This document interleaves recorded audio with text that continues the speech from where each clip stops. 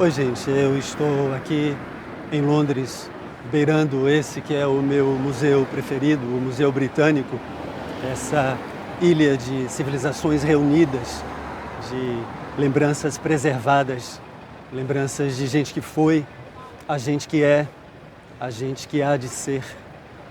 Hoje eu vou ver e mostrar a vocês uma excelente exposição sobre a antiga civilização egípcia, mas precisamente sobre um sistema de escrita, o hieroglífico, sobre como a sua decifração nos abriu acesso às ideias, aos pensamentos e às tradições de um povo que já não existe. A escrita hieroglífica, que teve a sua origem há 5.000 anos e que foi deixada em monumentos, em estátuas e em folhas de papiro, ela é pictográfica. Ela se faz através de imagens de partes do corpo humano, de plantas e de animais, muitos animais. Gato, cachorro, elefante, coelho, hipopótamo, leão, muitas aves, anfíbios, répteis, a lista é imensa. E a presença desses desenhos fez com que muitos pensassem que se tratasse de uma escrita ideográfica, na qual os símbolos representam uma ideia, um conceito, e não uma escrita fônica, em que são representados os sons de uma língua, os sons de uma fala. Mas não era bem assim. A escrita hieroglífica existiu por 3.000 anos e depois se fechou no tempo.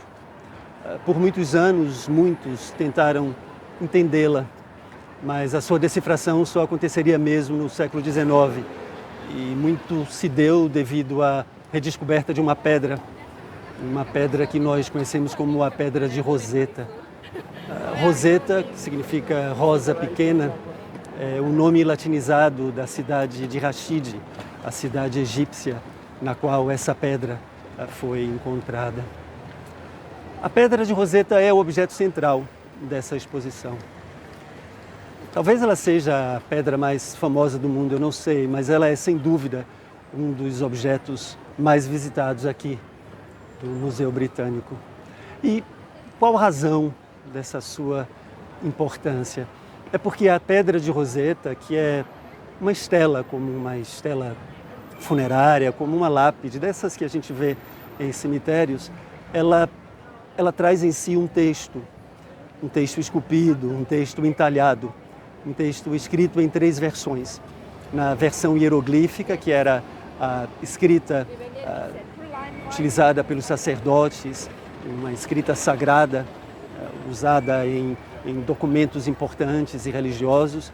Em seguida, a escrita demótica, que era utilizada nas correspondências e na literatura. E, por fim, uma versão em grego antigo, a língua administrativa, a língua dos conquistadores, a língua dos invasores. Ao longo da sua história, o Egito foi invadido, foi conquistado por muitas nações. Por exemplo, no século 7 a.C., pelos assírios, em 525 a.C., pelos persas e em 332 a.C., por Alexandre o Grande, do reino grego antigo da Macedônia.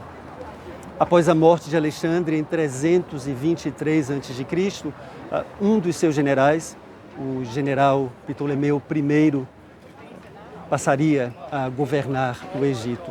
E ali tinha início uma dinastia, a dinastia ptolemaica, que reinou no Egito por quase 300 anos.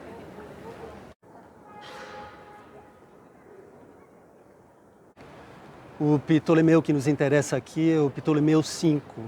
Ele tinha só 5 a 6 anos quando se tornou rei, seus pais tendo morrido em circunstâncias misteriosas, em circunstâncias suspeitas. Ele foi coroado aos 13 anos e é ele quem é celebrado na Pedra de Roseta, num texto escrito em 196 a.C.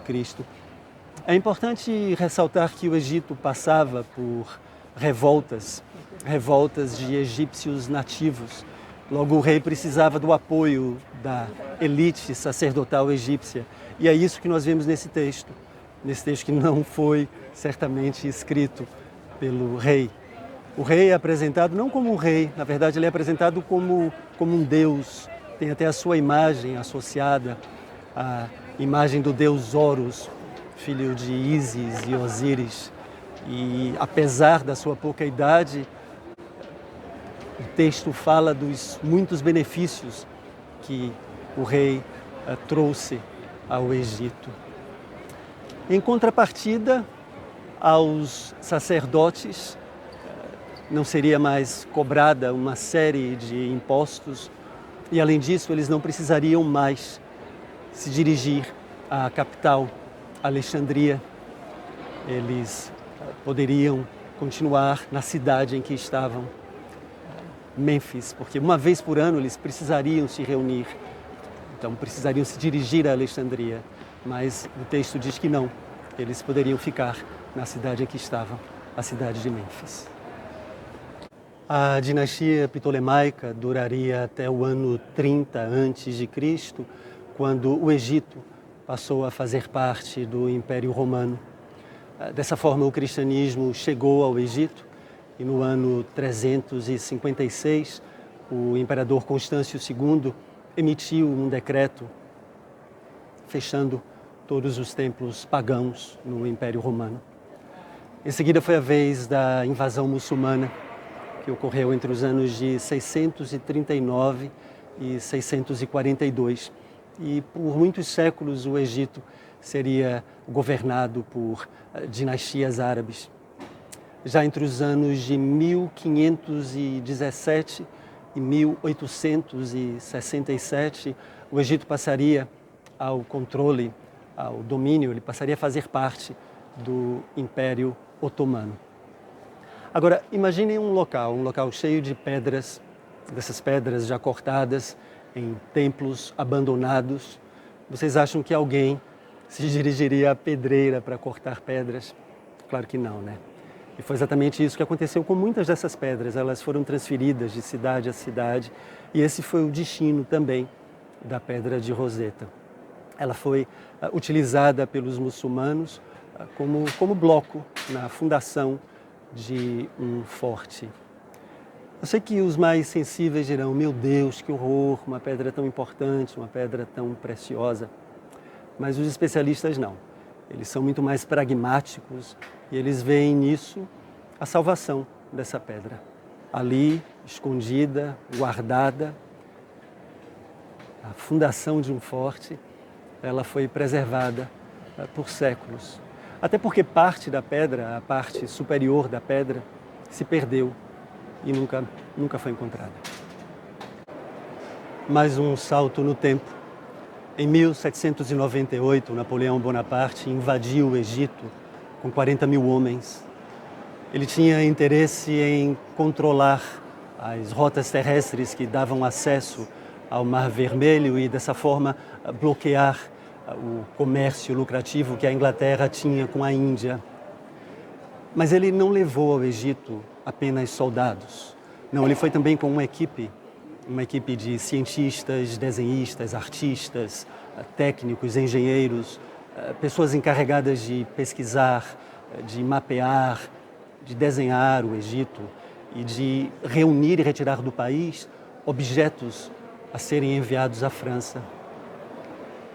Um ano após a invasão, em 1799, um jovem soldado francês, Pierre-François Bouchard, de apenas 23 anos, enquanto ele trabalhava na reforma de um forte, o Forte Julian, ele se deparou com uma pedra. Sim, vocês já sabem de que pedra eu estou falando. Pois é.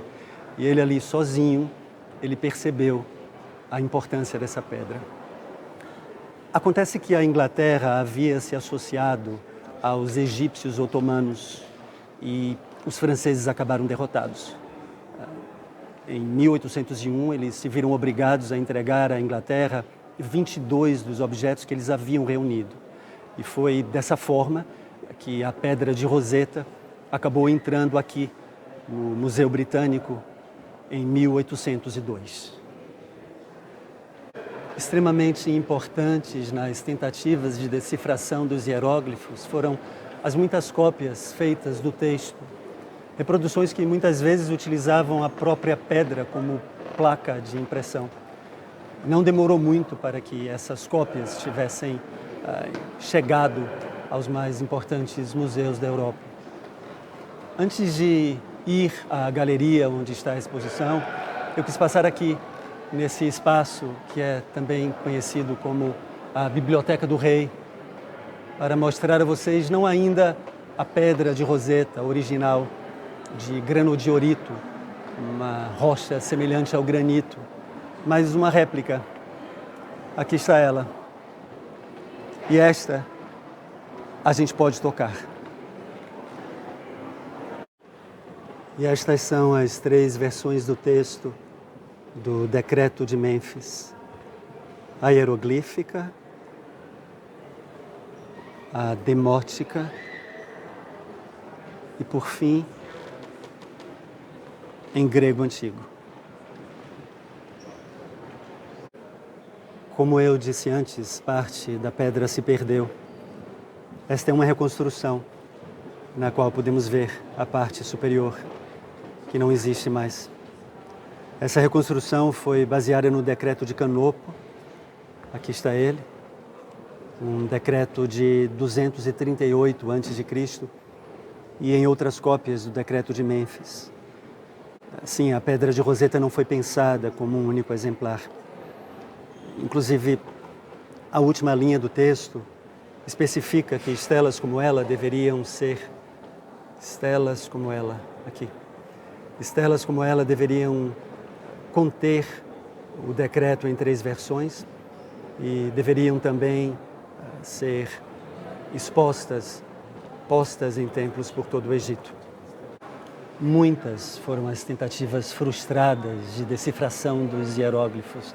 No entanto, em 1816, Thomas Young, um cientista inglês, um verdadeiro polímata, um homem com interesse e conhecimento nas mais diversas áreas, como matemática, física, linguística, percepção visual, fisiologia, medicina. Esse homem deu um grande passo. Sabendo da existência do nome Ptolemeu no texto em grego, ele se pôs a buscá-lo na versão hieroglífica e intuiu que o nome estaria aqui, dentro deste cartucho. Com a ajuda da versão demótica, ele atribuiu valores fonéticos corretos a 5 sinais e incorretos a outros 8. Na verdade, ele confirmou uma suposição antiga de que os cartuchos encontrados em outras inscrições continham nomes da realeza. Aqui lemos Ptolemeu da direita para a esquerda e estes são os valores fonéticos corretos. De fato, há ao todo 6 cartuchos, alguns nos quais o nome Ptolemeu vem acompanhado de um título honorífico egípcio. Thomas Young só não foi mais longe por acreditar que somente nomes estrangeiros fossem escritos foneticamente. Ele seguiu achando que a escrita hieroglífica fosse mesmo ideográfica, simbólica. Houve também um outro inglês, William Banks, que corretamente sugeriu que um cartucho num obelisco egípcio continha um nome, Cleópatra, embora ele não tenha sido capaz de ler os sinais alfabéticos individuais. Mas o nome mais importante na decifração dos hieróglifos é o de um francês, Jean-François Champollion.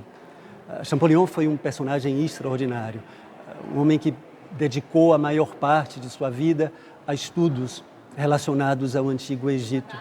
Ele também tinha um interesse muito grande pelas línguas orientais e ainda adolescente já estudava sânscrito, chinês, árabe, hebraico, farsi e claro que sabia grego e latim. Além disso, aos 16 anos, ele apresentou um trabalho na Academia de Grenoble, argumentando que a língua copta tinha a sua origem na antiga língua do Egito. A língua copta é o estágio final da antiga língua egípcia e Champollion a estudaria com sacerdotes coptas que ainda a falavam em cerimônias religiosas, o que lhe daria uma vantagem imensa na futura decifração dos hieróglifos. Enquanto muitos pensavam que a escrita hieroglífica fosse simbólica, Champollion comparou o número de sinais hieroglíficos, 1419, com o número de palavras gregas, 486 palavras, e concluiu que a escrita hieroglífica não podia ser puramente logográfica, na qual cada sinal representa uma palavra. Em 1819, Thomas Young publicou no suplemento da Enciclopédia Britânica sua sugestão de sinais alfabéticos para os cartuchos de Ptolomeu e de Berenice, uma rainha da dinastia ptolemaica. Se Champollion teve acesso a essa publicação, não se sabe ao certo. Há especialistas que acreditam que sim, que muito provavelmente sim. Champollion nunca admitiu isso, mas uns 2 anos depois ele chegaria a uma conclusão semelhante em relação ao cartucho de Ptolomeu e apresentaria sinais alfabéticos para o cartucho de Cleópatra.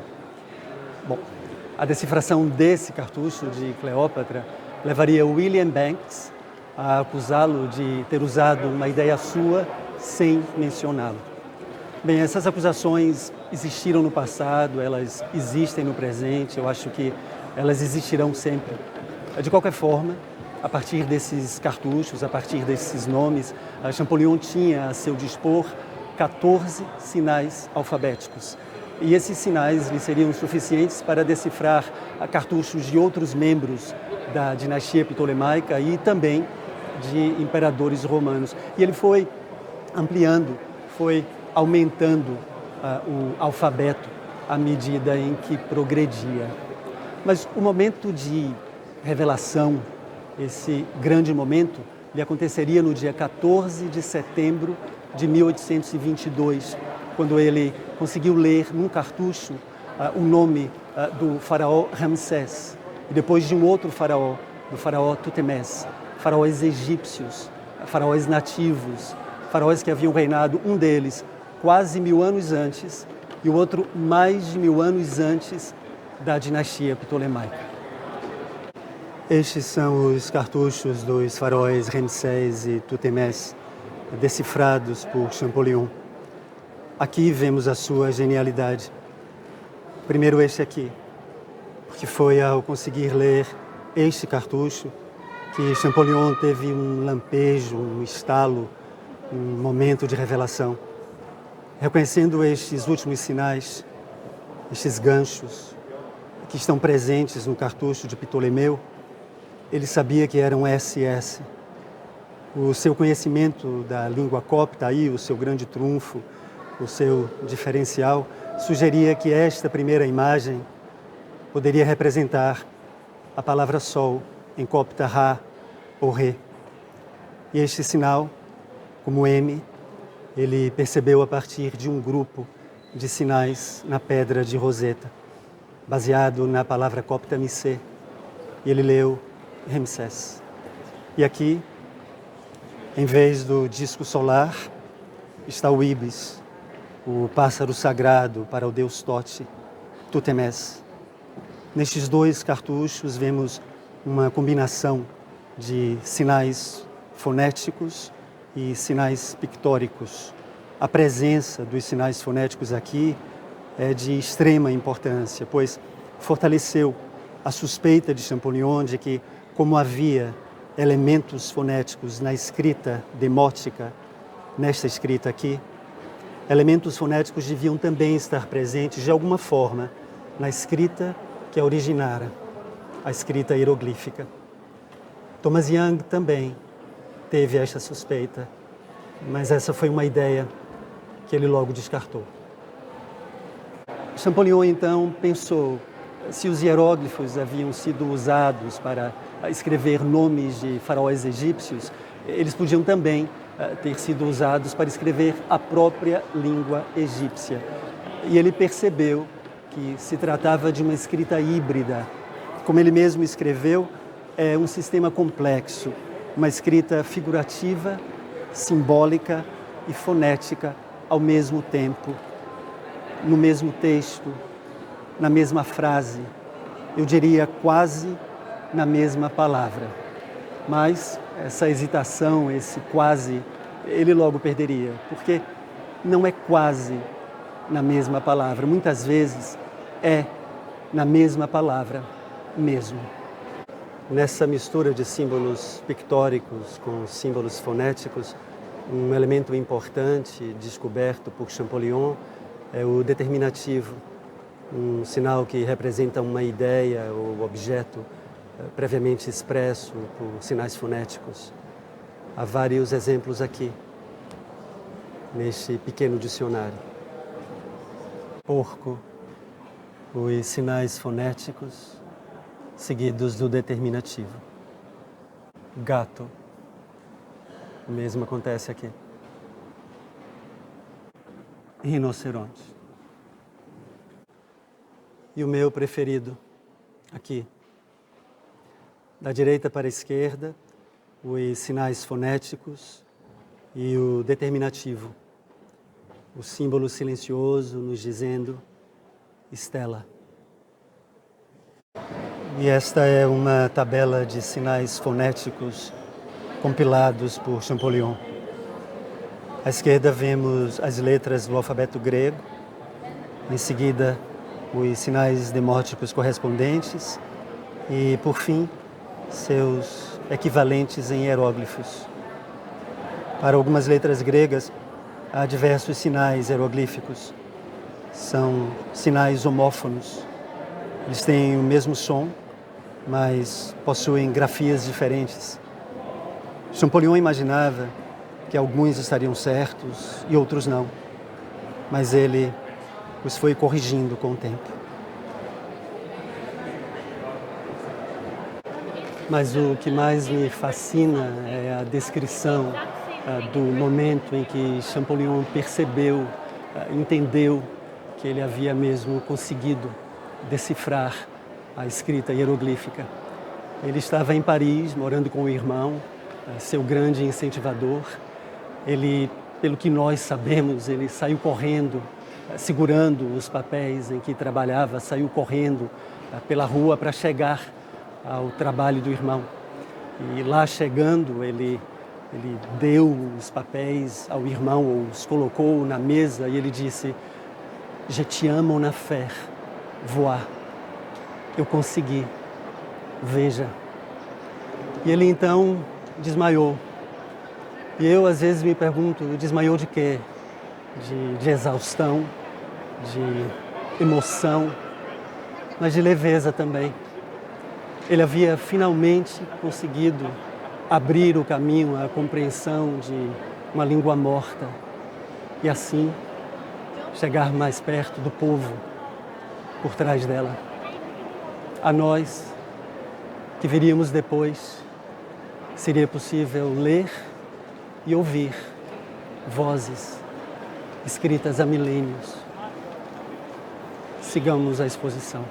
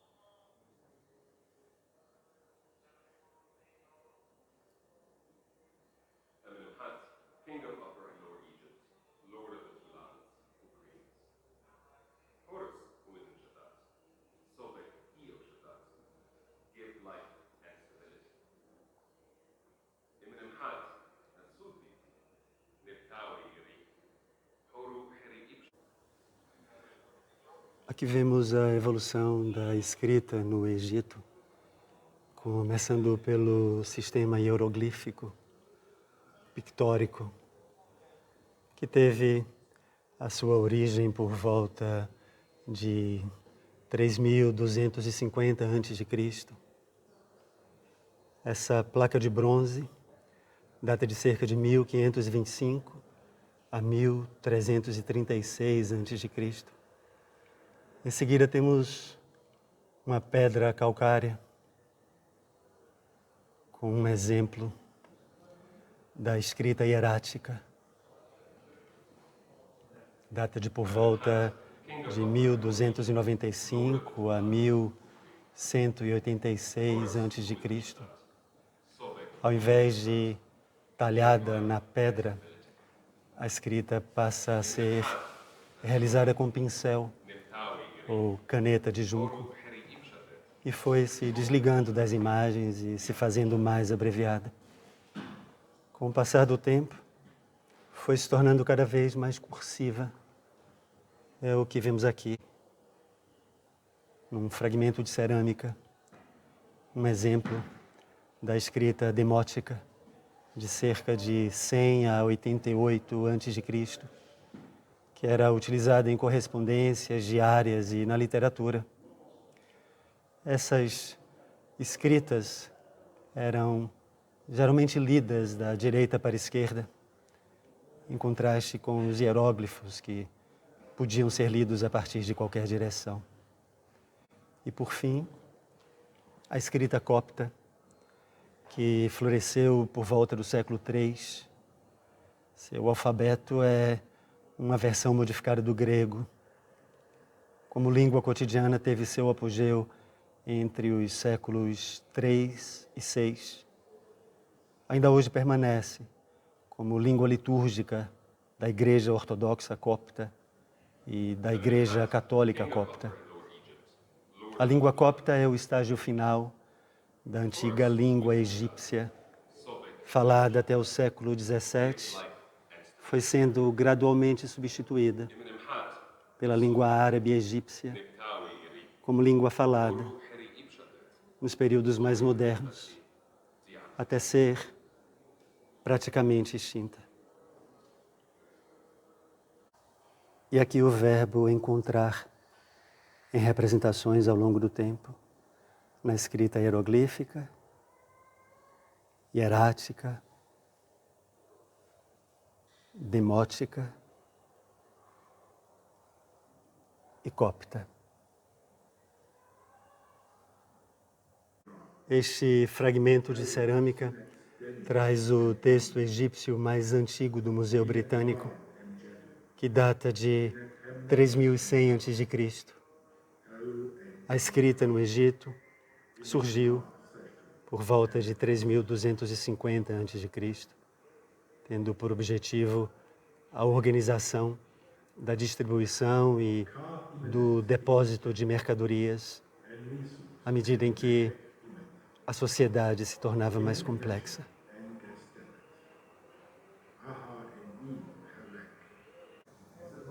A base desta esfinge, que data de cerca de 1800 a.C., exibe sob os hieróglifos egípcios sinais do mais antigo alfabeto, o proto-sinaítico, ancestral tanto do alfabeto arábico meridional quanto do fenício, que levaria a muitos outros alfabetos, como o grego e o latim.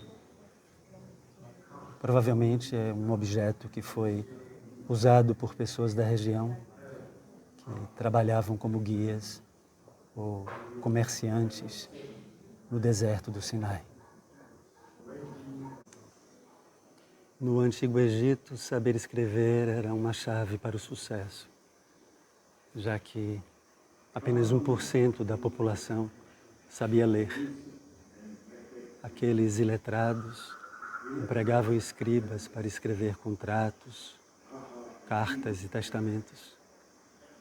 Nem todos os escribas eram mestres em hieróglifos, pois tal escrita era reservada para monumentos formais e religiosos, Escribas geralmente aparecem sentados, de pernas cruzadas, com um papiro desenrolado no colo. Eles treinavam em escolas, fazendo exercícios de ortografia e de gramática, registrando o que os professores ditavam e copiando partes de textos literários. Suas ferramentas do cotidiano incluíam a paleta com pigmentos preto e vermelho, o amaciador de papiros, o tinteiro, canetas de junco, facas e bolos de pigmentos sólidos.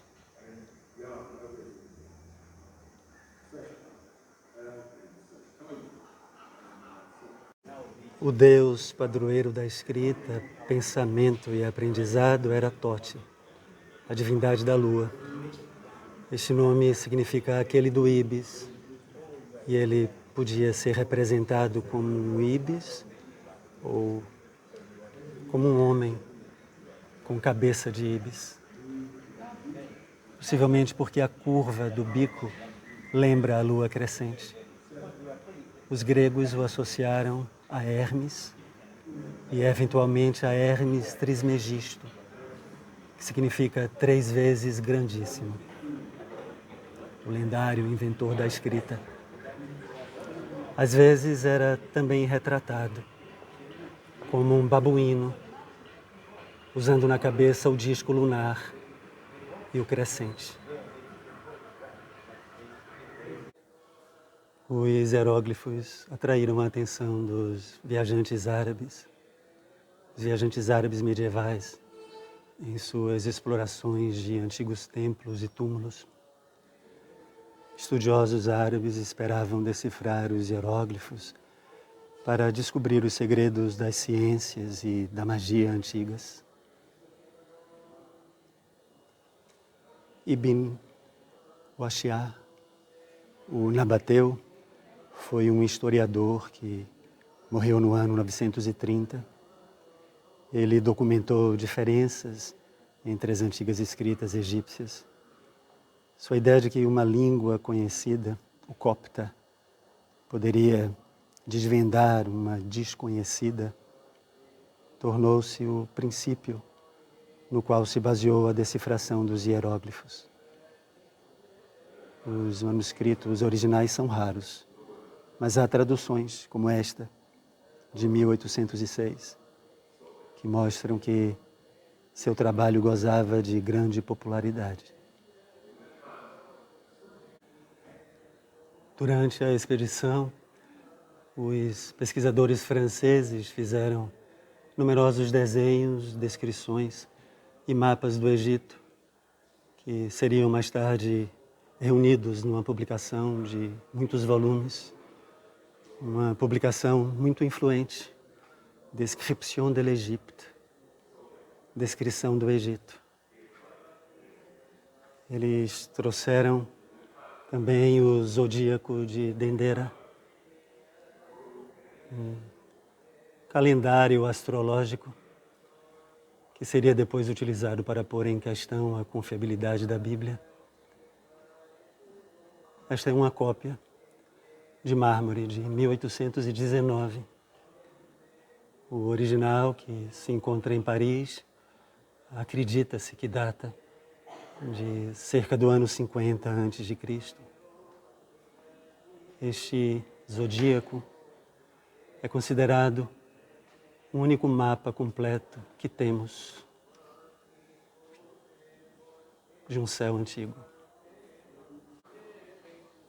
E o objeto principal, a pedra de Roseta. Aqui está ela, quebrada, sobrevivente, em toda a sua magnitude, guardando em si o segredo da escrita hieroglífica e de toda uma antiga civilização.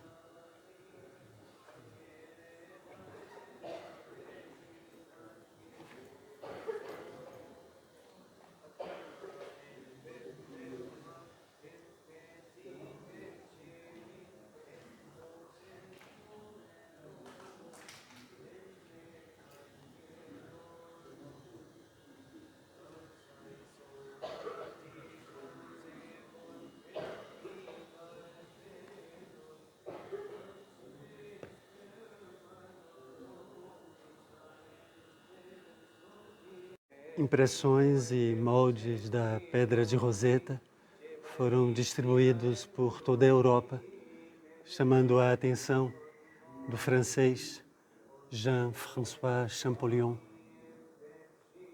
E mais tarde,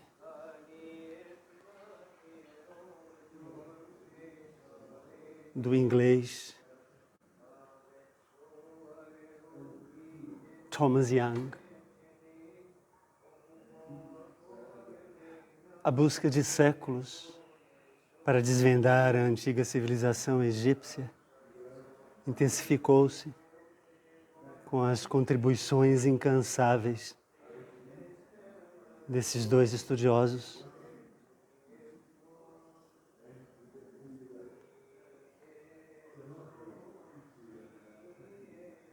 O trabalho dele se sobrepôs de maneira significativa quando perceberam que pelo menos algumas das imagens familiares representavam palavras faladas.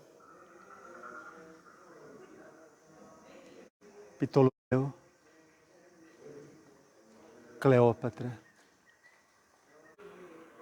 A carta ao senhor Dacier a respeito do alfabeto dos hieróglifos fonéticos, mais comumente referida como Carta a senhor Dacier, é o texto fundamental no qual os hieróglifos egípcios foram sistematicamente decifrados por Champollion. Em 1824, ele publicou um précis, uma espécie de resumo, de compêndio, no qual detalhou uma decifração da escrita hieroglífica, demonstrando os valores de seus signos fonéticos e ideográficos. Champollion morreu em 1832, aos 41 anos de idade. Em 1836, a partir de suas muitas anotações deixadas, seu irmão, Jacques Joseph, publicaria postumamente sua gramática egípcia.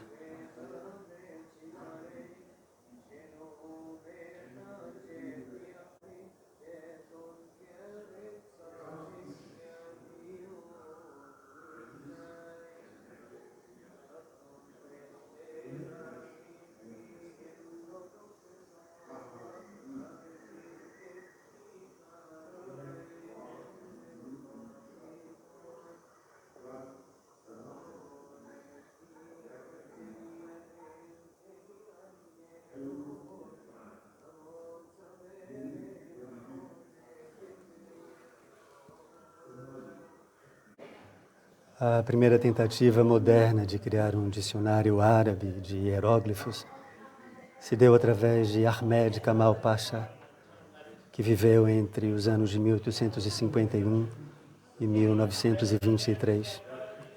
Ele foi o primeiro curador egípcio do Museu Egípcio no Cairo. O dicionário nunca foi publicado, mas suas anotações foram doadas por sua família à Biblioteca Alexandrina.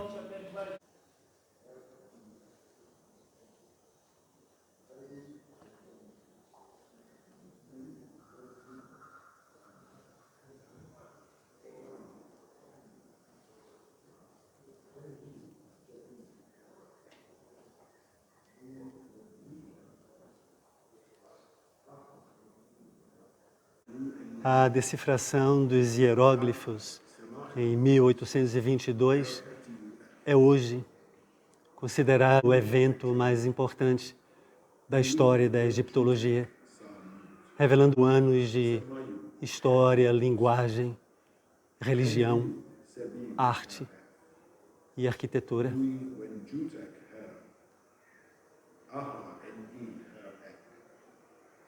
Como, por exemplo, o Livro dos Mortos, que em egípcio antigo era conhecido como o livro de sair para a luz. Eram textos e imagens contendo feitiços, fórmulas mágicas e orações com o objetivo de ajudar o morto para que ele pudesse sair triunfante das inúmeras armadilhas que o esperavam em sua viagem para o outro mundo.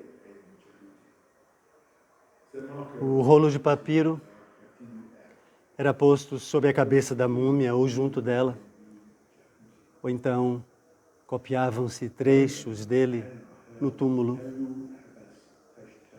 Sendo o papiro um material barato, qualquer pessoa podia ter acesso a uma terra bem-aventurada, o que antes só estava ao alcance do rei e da nobreza. O que conhecemos como o livro dos mortos é, na verdade, uma coletânea desses textos que vão desde o século XV ao século IV antes de Cristo.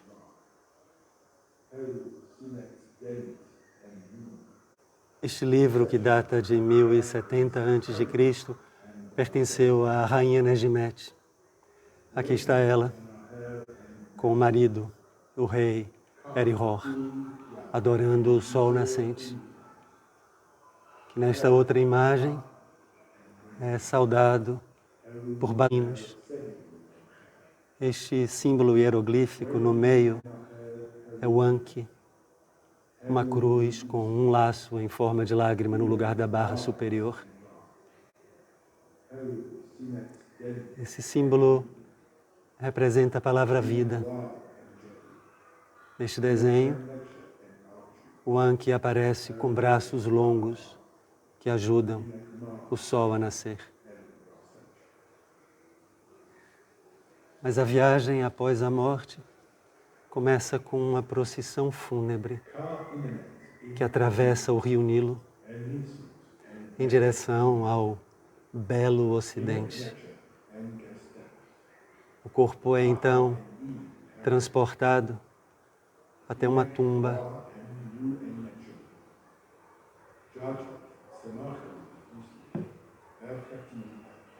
Negimete joga o Senet, simbolizando a passagem de sua força vital, o Ka, para a vida após a morte. Este é o Ba da rainha Negimete. O Ba é a alma, a essência em forma de pássaro, que na hora da morte voava, escapando do corpo. O reencontro da alma com o corpo era essencial para que uma pessoa pudesse renascer no além. Por essa razão, o Ba era frequentemente retratado como um pássaro com cabeça humana, simbolizando esse reencontro. O Ba da rainha Negimete e o rei Eri-Hor adoram dois leões, o ontem e o amanhã. O centro representa o presente, onde nasce o sol.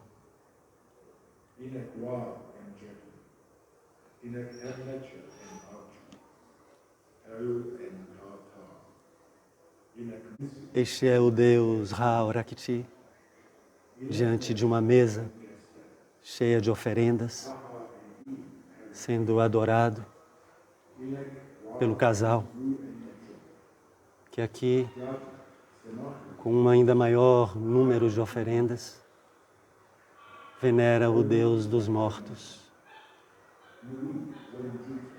Osíris.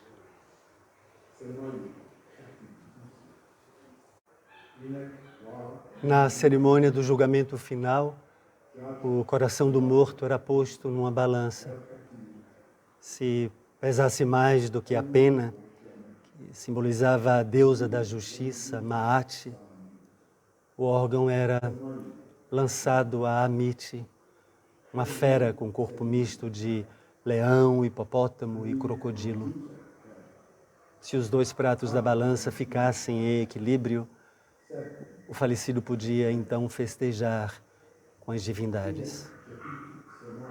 Nesta imagem, no entanto, é a própria deusa Maat, com sua pena na cabeça, quem se senta no lado esquerdo da balança. E a rainha Nedjimete está à direita. O deus da escrita, Tote, registra o resultado.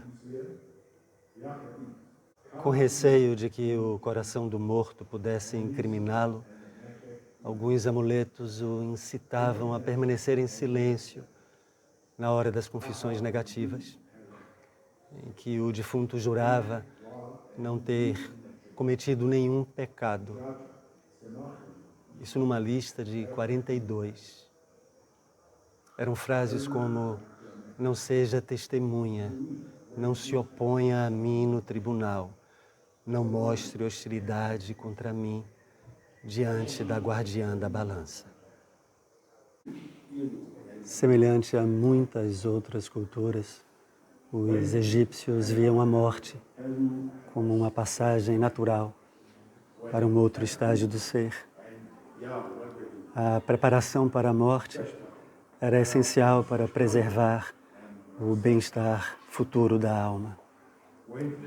O vaso canópico é um recipiente utilizado para colocar órgãos retirados do morto durante o processo de mumificação. A forma destes recipientes variou ao longo da história do Antigo Egito, bem como os materiais utilizados, que incluíram a madeira, a pedra, o barro e o alabastro. Horus era o deus do céu, do sol nascente e mediador dos mundos. Ele era filho dos deuses Ísis e Osíris. Acreditava-se que cada um dos filhos de Horus protegia um órgão. Eles eram representados pelas cabeças de um homem, protegendo o fígado, um babuíno, os pulmões, um falcão, os intestinos, e um chacal, o estômago.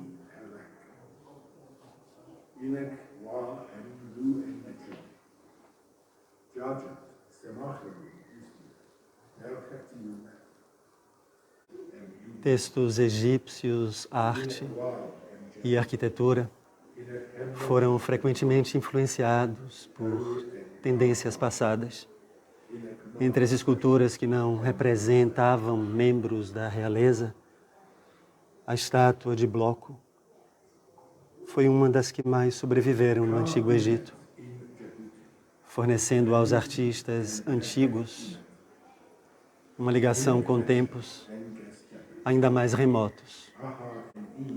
Essas estátuas retratam uma pessoa sentada, com os joelhos dobrados até o peito, geralmente com o corpo escondido pela túnica. O design foi inventado por volta de 1900 a.C. e copiado ao longo da história egípcia, como mostram estes exemplos.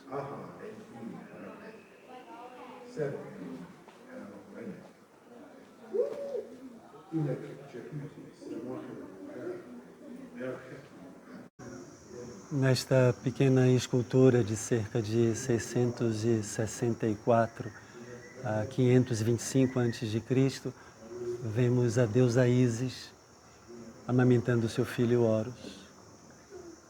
Essa é uma imagem que seria, séculos mais tarde, adaptada pelos cristãos para a Virgem Maria com o menino Jesus no colo. Como se acreditava que muitas doenças eram causadas por demônios malignos, a prática médica se aliava à magia, buscando um método eficaz de tratamento. Esse papiro, de cerca de 1550 a 1295 a.C., contém uma ampla gama de amuletos e receitas contra problemas de pele, queimaduras, doenças oculares e abortos espontâneos.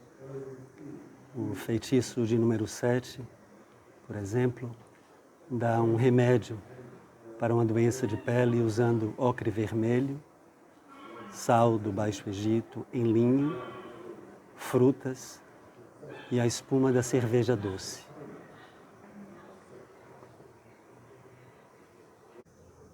Os egípcios acreditavam que os sonhos podiam revelar o futuro. Este livro dos sonhos, de cerca de 1220 a.C., explica quando um sonho era bom ou um mau presságio. Ele diz: se num sonho um homem se vê cuidando de macacos, isso é ruim. Uma mudança o espera. Este é o papiro de Rind, ou papiro de Amoses, um dos mais famosos antigos documentos matemáticos que chegaram aos nossos dias. Nele, um escriba de nome Amoses detalha a solução de 88 problemas de aritmética, frações, cálculo de áreas, volumes, progressões, repartições proporcionais, regra de 3 simples, equações lineares, trigonometria básica e geometria. Ele mede cerca de 5 metros por 33 centímetros e não foi escrito com os hieróglifos convencionais, mas em escrita hierática, uma espécie de escrita taquigráfica própria para seu uso contábil e matemático.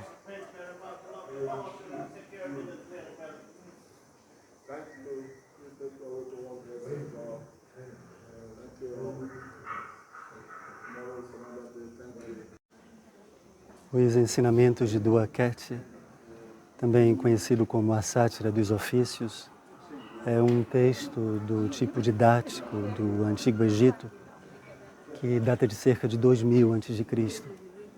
Nele, um pai, escriba, enquanto navega o rio Nilo com o filho, descreve-lhe várias outras ocupações de modo exageradamente negativo, ressaltando as vantagens da profissão do escriba, como se buscando influenciá-lo em sua escolha.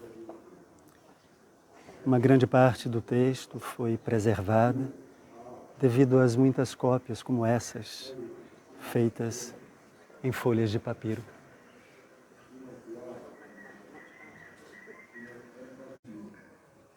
Este é um nome difícil, para mim impossível de pronunciar, mas eu vou tentar. Kakire-Perracenebe. Ele foi um escriba e acredita-se que este poema seja seu, As Lamentações de Kakire-Perracenebe.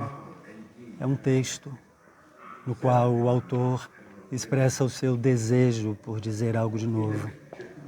Deve ter sido copiado muitas e muitas vezes em quadros como este, por gerações de escribas que treinavam e aprendiam a arte de escrever.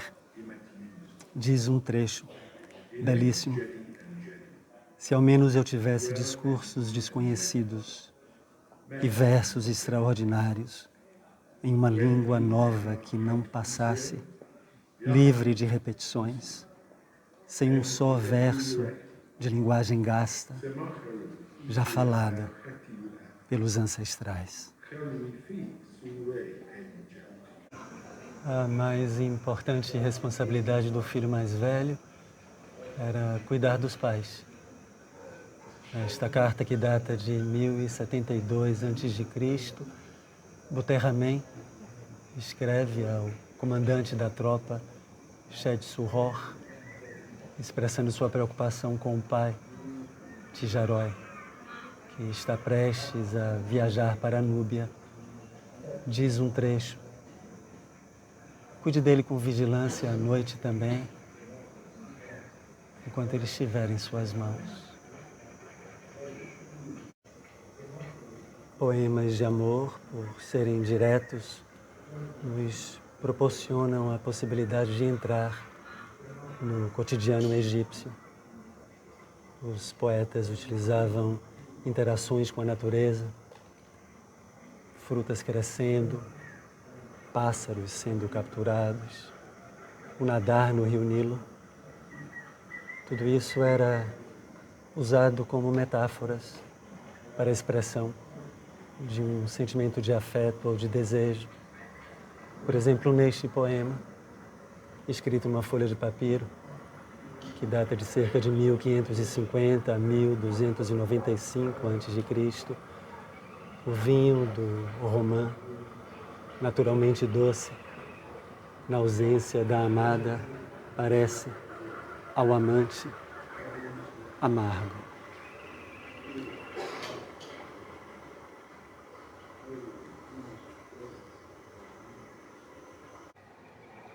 Palavras de proteção podiam ser recitadas ou escritas em longas tiras de papiro que eram enroladas e colocadas dentro de colares. Esta, por exemplo, de cerca de 900 a.C., era para o bem-estar de uma garotinha chamada Buirarquirons. O texto hierático é composto por uma série de frases que começam com nós a protegeremos de, por exemplo, nós a protegeremos da lepra, da cegueira e do olho de Udiate.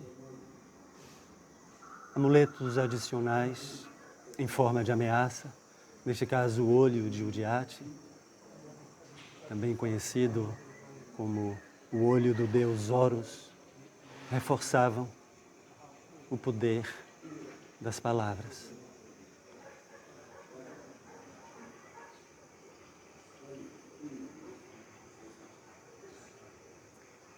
Apesar de suas aspirações à imortalidade, os antigos egípcios jamais poderiam imaginar que seus escritos sobrevivessem, mas sobreviveram em pedra, papiro, cerâmica e metal, esperando para serem decodificados. Quanto mais os conhecemos, mais os percebemos, apesar de todas as diferenças, tão semelhantes a nós. Tudo se irmana. Gente que foi, gente que é, gente que há de ser. E aqui eu acabo este meu passeio à beira de um rio Nilo imaginado a fluir numa parede nua de um imenso museu.